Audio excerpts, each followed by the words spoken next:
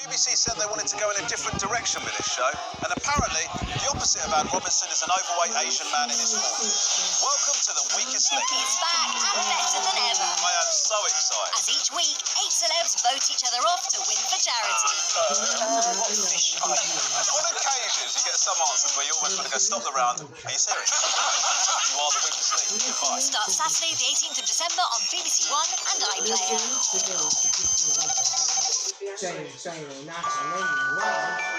This is BBC One in the Midlands.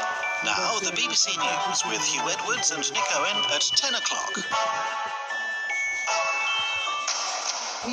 Tonight at 10, a decade-long strategy is unveiled for dealing with drug abuse in England and Wales.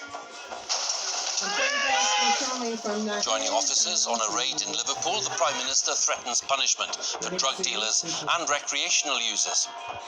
The drugs gangs are doing major damage to life chances of kids growing up in this country. I think it is a disgusting trade. But the biggest spending will be on supporting the rehabilitation of drug addicts, with more services being made available. The overall package is worth more than £1 billion. We'll have details of how it's being spent. Also tonight, confirmation that the Omicron variant of coronavirus is being transmitted within communities across the UK. The US announces a diplomatic boycott of the 2022 Winter Olympics because of China's record on human rights. The former elected leader of Myanmar, Aung San Suu Kyi, is found guilty of inciting dissent and given a prison sentence. And we talk to the Hollywood legend Mel Brooks, who at 95 is looking back at his eventful life. In the Midlands, Game Changer, a recovering drug addict, says his life's been turned around by a new treatment. And a festive bonus for the high streets, the council offering vouchers to be spent only in local shops.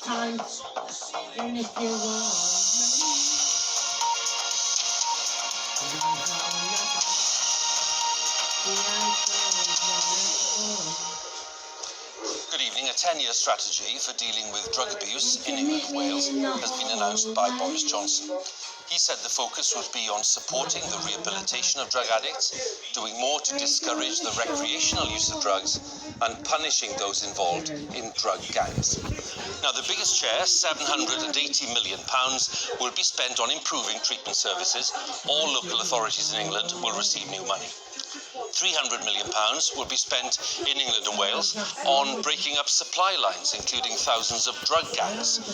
In England alone, there are thought to be more than 250,000 people addicted to heroin, and it's estimated that nearly 1 million people use cocaine every year in England and Wales. Now, the Home Office says that crimes associated with drugs, including burglary and shoplifting, cost society nearly £20 billion a year in England. Our home editor Mark Easton looks at these proposals, and his report does contain some flash photography. As officers conducted raids against suspected drug dealers in Liverpool this morning, the Prime Minister donned a police beanie. The visual message was that enforcement remains at the heart of his drug strategy, getting tough with the estimated 300,000 heroin and cocaine addicts. But Boris Johnson also hinted at a huge financial announcement to come. We've got to do two things at once. We're going to be tougher on the counter lines gangs. We're going to be tougher on the criminals who are doing it. But you've also got to make sure that you find those 300,000 people and you help them away. You can't simply arrest them time after time and put them back in prison again and again. You've got to do rehab as well. The £780 million for treatment and recovery programmes in England will provide for more drugs workers, more residential rehab places and more job opportunities to help people stay off drugs. Overall, a far bigger settlement than expected. The last two drug strategies have been accompanied with lots of promises but no cash. So it makes a welcome change to have a drug strategy that is backed up with the cash that is needed to invest in effective drug treatment services. Essex police recently conducted raids in Southend and other towns in the county to disrupt the dealers. But despite decades of such activity, drug gangs still control an illicit business which costs England alone £20 billion a year and reaches into almost every community. The government wants to demonstrate it's taking on the dealers and the addicts who bring fear and misery to neighbourhoods like this. But those who work in the field say the key to reducing drug harms is to see the problem as a public health issue, not a criminal justice one. On the estate a few years back, there was quite a lot of drug use. Marie started injecting heroin to escape the reality of a violent domestic life on this South End estate. In and out of prison, her children were taken into care. Now, after treatment, she's clean and runs a charity helping other drug users in the city. If you were the Prime Minister, what would you do to solve Britain's drugs problem? Chuck a load of money into treatment facilities, open up the 30-odd treatment centres that they've had closed down in the last 10 years. I've stood at enough people's funerals in the last 10 years watching little children bury their mothers and fathers. The government don't get to see that side of it. Came into recovery because of my drug usage. Today's announcement, though, goes a long way to reversing the cuts to treatment over the last decade. And the users at Marie's South End service are hoping some of the money might help fund the work currently paid for from charity. Coming here, going to the meets and connecting with all these people and that, it's just, I'm not alone, you know what I mean? I thought it was just me. It was just cracking us, you know, but it ain't no. Dame Carol Black, who recently wrote a review of drugs policy for the government, joined the Health Secretary this afternoon at a needle exchange. She welcomes the focus on public health interventions. We do want county lines to disappear, but unless you give equal balance to treatment and recovery, we're really not going to move forward. The public may want reassurance that police and the courts are dealing with the scourge of drug crime, but the evidence suggests it's a focus on treatment that will make the real difference. And Mark is with me now. Mark, when you saw the scale and the scope of this strategy, what did you make of it? I think it's a very, very significant sum, actually, on treatment, and far more than many had expected. Last summer, Dame Carol Black, who you saw in my report, published her review, and she looked at treatment services in England and basically said they're not fit for purpose and they need urgent repair.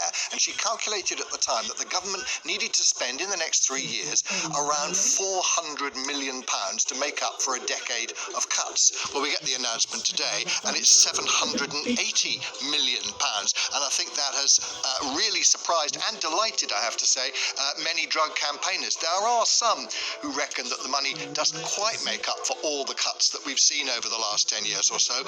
But frankly, I do think that this settlement means that today could mark a new chapter, really, for drug treatment services in England.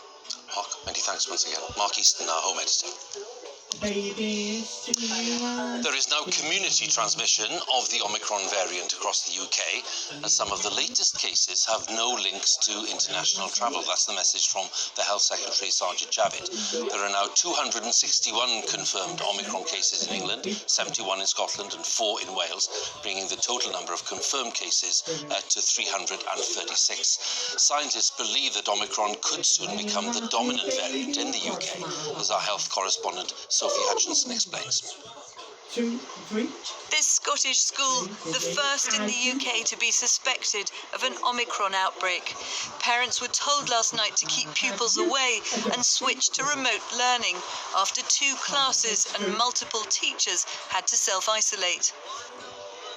This afternoon, the Health Secretary told MPs Omicron had now been reported in 52 countries around the world and that in the UK there was community transmission in multiple regions. We don't yet have a complete picture of whether Omicron causes more severe disease or indeed how it interacts with the vaccines. And so we can't say for certain at this point whether Omicron has the potential to knock us off our road to recovery. And Labour responded, calling on ministers to commit to a framework of tighter controls for the future. Given the likelihood of new variants, will the government now introduce as a standard response to new variants overseas, introducing stronger border controls, testing and contact tracing, so the government isn't again accused of locking the door after the horse has bolted? Just how concerned we should be about Omicron is the big unknown. Scientists are working around the clock to test whether it can evade vaccines, but there is no lab test for whether it causes serious disease. That data will come from infected communities, and it may be many weeks before we have the answer. Official figures for the UK put the number of Omicron cases at over 300, but some believe the true figure may be more than 1,000. The early signs are that it will probably spread quite quickly and probably start outcompeting Delta and become the dominant variant probably within the next weeks or a month or so at least. Today, Italy tightened restrictions with checks on public transport where only those vaccinated or with a recent negative test are allowed. And in France, nightclubs will close from Friday and people are being asked to work from home and limit socialising during the festive period. Sophie Hutchinson, BBC News. Let's have a look at the latest official figures on the pandemic in the UK. 51,459 new infections recorded in the latest 24-hour period. That's around 9,000 more than this time last week. On average, there were just over 47,000 new cases reported per day in the past week. The latest figures show there were 7,268 people in hospital being treated for coronavirus on Friday. 41 deaths were recorded of people who died within 28 days of a positive COVID test, only slightly higher than last Monday. On average, in the past week, 119 COVID-related deaths were recorded every day. And on the vaccination front, more than 20.5 million people have now had the booster jab. Well, Nigeria has today become the 11th country on the UK's COVID travel red list, meaning strict limits on travel to Britain and 10 days in quarantine for all who do come here from Nigeria. The UK government says the measure will buy time to study the Omicron variant, but the travel and holiday plans of many Nigerians have been thrown into chaos. BBC's West Africa correspondent Mayeni Jones reports now from Lagos. Lagos, Africa's largest city, usually becomes even busier at this time of year. But the news that Nigeria would be added to the UK's red travel list has thrown Christmas plans into jeopardy. So I couldn't quite make the time. Binta Adesida is a British national, now stuck in Lagos. She's the main carer for her disabled daughter in London and is desperately worried about her. I'm fully jabbed. I've also got the booster, and I feel that people should be allowed to isolate in their homes based on those principles. So it makes no sense that we who have followed the rules and tried to comply being punished. Aliyu Muhammad was in Nigeria for a friend's wedding. A delayed flight meant he couldn't make it back before the deadline. He has 3 disabled children and his wife now has to care for them alone for an extra 10 days whilst he quarantines in a hotel at his own expense. Right now she's really struggling. That's what I feel. And financially, because I'm self-employed, she's not working. You know, it's really a strain. Part of the frustration here is that Nigeria doesn't seem to have been as badly affected by the pandemic as countries in other parts of the world. Confirmed cases stand at about 200,000 and have been just under 3,000 deaths. The government also has been making big efforts to encourage more people to get vaccinated. It's now compulsory for civil servants and they're offering boosters to everyone over the age of 18. All this to protect Africa's biggest economy and its largest population. Only around 2% of Nigerians have been fully vaccinated. The British government says the decision to redlist Nigeria was made after 21 people with the Omicron variant who travelled to England had come from Nigeria. But the Nigerian Centre for Disease Control said last week it had only identified 3 cases of the variant in the country. My response is the response of the government and people of Nigeria.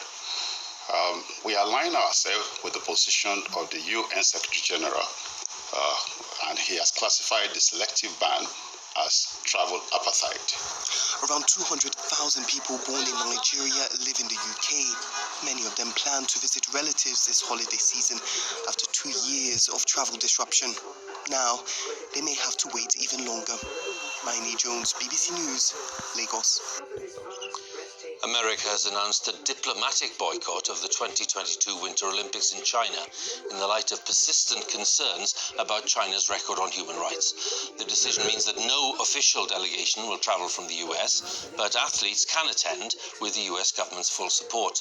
Let's talk to our Washington correspondent, Gary O'Donoghue, who joins us now. Gary, what do you think the likely impact will be of this kind of boycott? Well, as boycotts go, this is a pretty mild one, I would say. They normally send vice presidents to the opening ceremonies of things like this. Joe Biden himself has been in the past. But of course, the athletes will be going, unlike the American boycott of the Russian Games back in 1980. So it's not as severe as that. What it is a response to cross-party pressure, unusual cross-party pressure here, for something to be done about Chinese abuse of human rights, as they would see it, particularly in respect of the Uyghurs in the West and democracy activists in Hong Kong. So that's where the pressure on the administration is coming from. Having said all that, of course, China says that this is a purely pretentious act. It's Washington Embassy saying that American diplomats weren't invited in the first place and promising retaliation, though not specifying what. It comes, of course, just a day before the President will talk to Vladimir Putin about the Russian build-up in Ukraine, on the borders of Ukraine. So you're looking at a sort of double flex of American diplomatic muscle towards its two key adversaries in the space of 2 days. Gary, many thanks again for the thoughts there at the White House. Gary O'Donoghue there for us. 2 police officers who took pictures of 2 murdered sisters in a London park have been jailed for over 2 years. PC's Dennis Jaffer and Jamie Lewis had been assigned to guard the scene in Wembley where the bodies of Nicole Smallman and Biba Henry were discovered. But they shared the images with friends and colleagues on a messaging platform. They had previously pleaded guilty to misconduct in a public office. At Westminster, the Education Secretary Nadhim Zahawi has confirmed that a major investigation will go ahead into the death of 6-year-old Arthur Labinio Hughes, who was tortured and killed by his stepmother and father. Mr. Zahawi said it was vital to learn what had gone wrong and why Arthur hadn't been protected. Our special correspondent Lucy Manning has the story. Now everybody, neighbours, politicians, social services, think about Arthur Labinio Hughes, but so few thought about him when he was alive. Arthur, are you going to play for England? The boy who loved football and superheroes was tortured, abused and eventually killed by his father and stepmother. Some did care. His grandmother and uncle contacted the police and social services. Social workers went to his home, yet nothing was done. Now inquiries launched, questions asked. The Education Secretary said the whole nation was distraught. The public deserve to know why, in this rare case, things went horrifyingly wrong and what more could be done to prevent abuse such as this happening again in the future. Labour said it wasn't just a local problem with Solihull Children's Services. For too long, this government has tolerated failing children's services and a failure to protect children. Vulnerable children are being failed, and that cannot go on. But too late for Arthur. Other children came before Arthur. Baby P, Peter Connolly and Victoria Clumbier. Reviews were held, but the mix of evil parents, the missed warnings by social services and, potentially in this case, lockdown where his extended family were kept away, means more recommendations will be made. But will they help the children still at risk now? So a national review into how Thomas Hughes and Emma Tustin were able to kill Arthur, and inspections into the response of the police, social services and education system. There's a lot of attention, quite rightly so, on adult social care. Now we also need to understand how important it is to get children's social care right, which means not only getting the funding for it right, but also the time and nature of intervention too. The MP for Solihull, where Arthur died, made this emotional plea. At the very least, we owe it to Arthur that every lesson from this horrific tragedy is learned, and no town has its heart broken like Solihull's has had.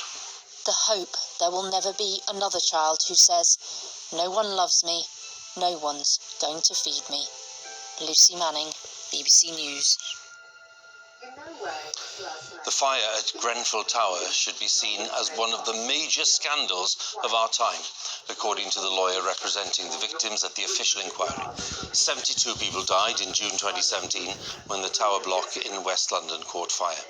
The inquiry was told that various governments had concealed the risks to building safety and missed opportunities to change building regulations, including not acting on advice about flammable cladding.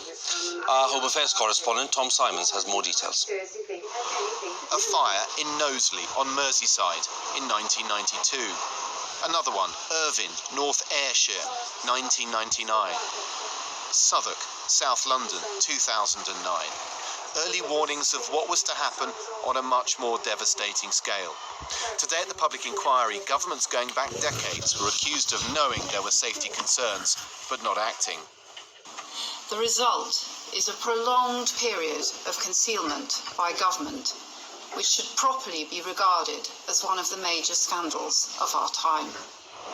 In 2010, the new coalition government wanted to build more homes, but was accused today of an unbridled passion for cutting red tape to make that happen, and putting lives at risk. Former ministers are expected to give evidence here. It is in the interests of the inquiry's work, and so in the public interest, that these bodies fully embrace their obligations of candour and openness, and face up to the stark realities that they reveal. One question, why did government guidance seemingly allow flammable cladding to be used on tall buildings for decades? It took this for change to happen. The government banned flammable materials on tall buildings after the Grenfell Tower fire and the loss of 72 lives. Another question. A coroner investigating the fatal Lakanal House fire in 2009 recommended a review of the government guidance for tall building construction. Why wasn't it complete 8 years later when Grenfell happened? And another. In around 2002, under a Labour government, a cladding system failed a fire test similar to this one. Today, the BBC was told it was identical or similar to the Grenfell cladding. But until the results were leaked to us this year, they were confidential. Why? The evidence that we've heard and the evidence that we will hear points very clearly to the fact that the government knew that their regulations were not fit for purpose, that they were being manipulated by companies, but they chose, rather than to do something about it, they chose to cover it up and, I guess, cross their fingers that nothing terrible would ever happen. The government is spending billions on attempting to resolve the crisis in building safety following Grenfell. Its opening statement is tomorrow. Tom Simons, BBC News. The former elected leader of Myanmar, Aung San Suu Kyi, has been found guilty of inciting dissent and breaking COVID rules in a trial that's been widely condemned as unjust. Ms Suu Kyi, whose government was toppled by a military coup in February, denies all the charges, but she could be facing the rest of her life in jail. Our Southeast Asia correspondent, Jonathan Head, has the latest for us. It has been an extraordinary journey. Aung San Suu Kyi has gone from acclaimed human rights icon to elected leader, unrivaled in her popularity,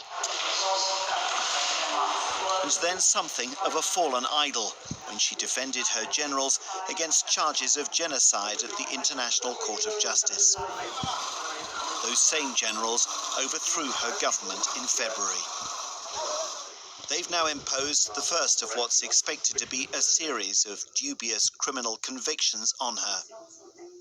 These fleeting courtroom photos are all we've seen of her for more than 10 months. Today is simply a shameful day for the rule of law and justice and accountability in Myanmar. The brutal military junta has today confirmed that they see themselves as above the law. Respect for the woman they still call Ame or Mother Sue is undiminished in Myanmar.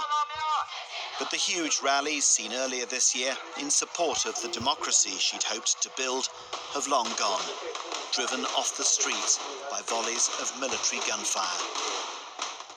Young activists are now arming themselves instead, conducting drive-by shootings and bombings. Actions that might horrify Aung San Suu Kyi with her non-violent beliefs. A few brave souls came out today to show their anger over the verdict, but quickly dispersed. Peaceful protest is no longer possible in Myanmar, as the country slides ever deeper into armed conflict. Jonathan Head, BBC News, Bangkok. The former England international Darren Gough has been announced as Yorkshire's interim director of cricket. Having spent 15 years at Yorkshire during his career, he says he wants to play his part in rebuilding the club. 16 members of the coaching and medical staff left Yorkshire last week after a report found that the former player, Azim Rafiq, had suffered racial harassment and bullying. Mel Brooks, one of the great legends of Hollywood, the man responsible for films such as The Producers, Blazing Saddles and Young Frankenstein, is now 95. He's just written a comprehensive autobiography called All About Me, which chronicles 8 decades of life in entertainment. He's been talking to the BBC's Alan Yentop. I know the word can be overused, but Mel Brooks is a legend, a movie legend, a musical legend, and a comedy legend. Oscars, Emmys, BAFTAs, Tonys, Grammys. He's won them all many times over. Springtime for Hitler and Germany. Mel Brooks was fearless. He broke every rule. But he kept to the ones for lockdown, even telling his son Max to go away. I'm going. Love you. He's been locked in writing his autobiography. And after some persuasion, let me in to talk about it. It all starts in Brooklyn. Everybody in my building worked in the garment center, and I figured I would probably end up there too. My Uncle Joe looked a little like you, a little better looking, changed my life. He said, Melvin, I said, yes, Uncle Joe. He said, how would you like to see a Cole Porter musical on Broadway called Anything Goes? What an experience. When the show was over, I said, Joe, I'm not going to go into the garment center. I'm going to go into show business. I want to do what they were doing on that stage. And I never deviated from that plan. Show business. I was going into show business. Don't you ever want to become a butterfly? Don't you want to spread your wings and flap your way to glory? You're going to jump on me. Huh? You're going to jump on me. I know you're going to jump on me. Filming The Producers taught Mel a valuable lesson about how to handle studio executives. After the third or fourth day, Levine turns to me and says, I'll give you another $25,000 if you get rid of that curly-haired guy. He said, he's just funny looking. There's no leading man here. And I said, okay. I said to Joseph E. Levine, he's out.